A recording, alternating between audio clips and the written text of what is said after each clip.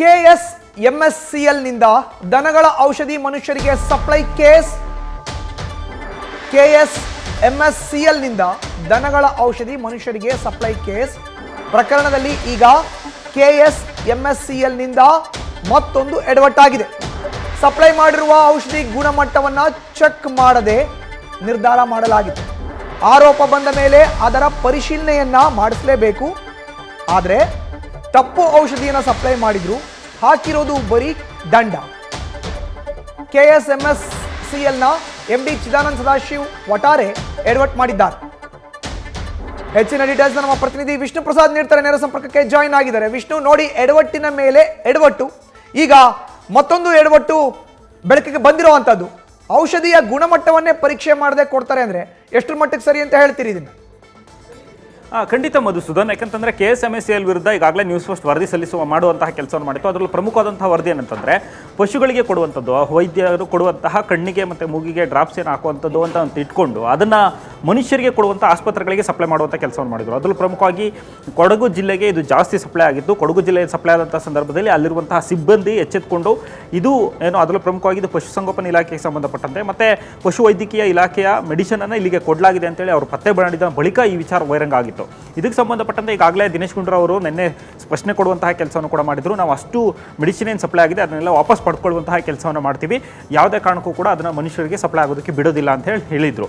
ಈ ಎಲ್ಲ ಬೆಳವಣಿಗೆ ನಡುವೆ ಮತ್ತೆ ಇನ್ನೊಂದು ಹೊಸ ಎಡವಟ್ಟನ್ನು ಮಾಡುವಂಥ ಕೆಲಸವನ್ನು ಇಲ್ಲಿ KSMSCLನ MD ಆಗಿರುವಂತಹ ಚಿದಾನಂದ ಒಟ್ಟಾರೆ ಅವರು ಮಾಡಿರುವಂಥದ್ದು.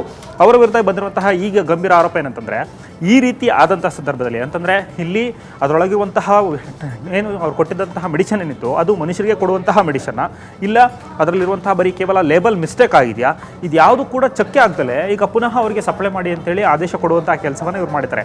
ಈಗ ಆಗಿರುವಂಥ ಎಡವಟ್ಟೇನಿದೆ ಅಂತಂದರೆ ಏನು ಅದರಲ್ಲಿ ಬರಬೇಕಾಗಿರುವಂಥದ್ದು ಸರ್ಕಾರಿ ಮೆಡಿಸಿನ್ ಅಂತ ಬಂದಂಥ ಸಂದರ್ಭದಲ್ಲಿ ಒಂದು ಕಡೆ KSMSCL ಅಂತ ಬರುತ್ತೆ, ಇದು ಸರ್ಕಾರದ ಮೆಡಿಸಿನ್ ಮಾರಾಟಕ್ಕೆ ಇಲ್ಲ ಅಂತೇಳಿ ಹಾಕುವಂತಹ ಸಂದರ್ಭದಲ್ಲಿ ಆ ಲೋಗೋಗ್ರಾಮ್ ಮಿಸ್ಟೇಕ್ನಲ್ಲಿ ಇದು ಪಶು ವೈದ್ಯಕೀಯ ಇಲಾಖೆ ಅಂತಲೂ ಕೂಡ ಮೆನ್ಷನ್ ಆಗಿತ್ತು. ಹೀಗಾಗಿ ಇದನ್ನು ದನದ ಮೆಡಿಸಿನ್ ಅಂತೇಳಿ ಅಲ್ಲಿರುವಂತಹ ಏನು ಸಿಬ್ಬಂದಿ ಪತ್ತೆ ಹಚ್ಚಿ ಅದಾದ ಬಳಿಕ ಈ ಒಂದು ದೂರು ಸಲ್ಲಿಸುವಂತಹ ಕೆಲಸ ಆಗಿತ್ತು. ಈ ಎಡವಟ್ಟಿಗೆ ಸಂಬಂಧಪಟ್ಟಂತೆ ಸ್ಪಷ್ಟೀಕರಣ ಕೊಡುವಂಥ ಸಂದರ್ಭದಲ್ಲಿ ಅದನ್ನು ವಾಪಸ್ ಪಡೆಯುವಂಥ ನಿರ್ಧಾರವೂ ಆಗಿತ್ತು. ಆದರೆ ಈಗ ಅದಕ್ಕೆ ಪುನಃ ಚಿದಾನಂದ ಒಟ್ಟಾರೆ ಅವರು ಕೇವಲ 1% ಅವರಿಗೆ ದಂಡ ವಿಧಿಸುವಂಥ ಕೆಲಸವನ್ನು ಮಾಡಿದರೆ ಆಗಿರುವಂತಹ ಎಡವಟ್ಟಿಗೆ ಅಂತೇಳಿ.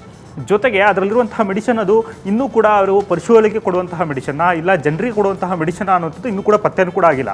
ಅದಕ್ಕೆ ಸಂಬಂಧಪಟ್ಟಂತೆ ಈಗಾಗಲೇ ಕರ್ನಾಟಕದಲ್ಲಿರುವಂತಹ ಅದರಲ್ಲೂ ಪ್ರಮುಖವಾಗಿ ಸರ್ಕಾರದ ಏನು ಪ್ರಯೋಗಾಲಯದಲ್ಲಿ ಈಗ ಪರೀಕ್ಷೆ ನಡೆಸುವಂಥ ಕೆಲಸವನ್ನು ಮಾಡ್ತಿದೆ ಆ ಒಂದು ಡ್ರಗ್ ಕಂಟ್ರೋಲ್ ಡಿಪಾರ್ಟ್ಮೆಂಟು. ಅದಿನ್ನೂ ರಿಪೋರ್ಟ್ ಕೂಡ ಸಹಿತ ಇನ್ನೂ ಕೊಟ್ಟಿಲ್ಲ. ಆ ರಿಪೋರ್ಟ್ ಕೊಡುವಂತಹ ಮುಂಚೆನೇ ಈ ರೀತಿ ಎಡವಟ್ಟನ್ನು ಮತ್ತೆ ಮರುಕಳಿಸಬೇಡಿ, ನೀವು ಲೇಬಲ್ ಚೇಂಜ್ ಮಾಡಿ ಮತ್ತೆ ಪುನಃ ಕೊಡುವಂಥ ಕೆಲಸವನ್ನು ಮಾಡಿ ಅಂತ ಹೇಳ್ತಾರೆ. ಇದು ನೇರವಾಗಿ ಡ್ರಗ್ ಆ್ಯಂಡ್ ಕಾಸ್ಮೆಟಿಕ್ಸ್ ಆ್ಯಕ್ಟ್ ಪ್ರಕಾರ ನೋಡ್ತಾ ಬಂದಂಥ ಸಂದರ್ಭದಲ್ಲಿ ಸೆಕ್ಷನ್ 104A ಪ್ರಕಾರ ಇದು ವೈಲೇಷನು.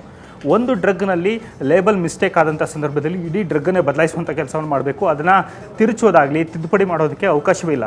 ಆದರೆ ಅಂತಹ ಅವಕಾಶವನ್ನು ಕೊಡುವಂಥ ಕೆಲಸವನ್ನು ಈಗ ಚಿದಾನಂದ ಒಟ್ಟಾರೆ ಮಾಡುವಂತಹ ಮೂಲಕ ಪುನಃ ಮತ್ತೊಂದು ವಿವಾದವನ್ನು ಮೈ ಮೇಲೆ ಎಳ್ಕೊಳ್ಳುವಂಥ ಕೆಲಸವನ್ನು ಮಾಡಿದ್ದಾರೆ.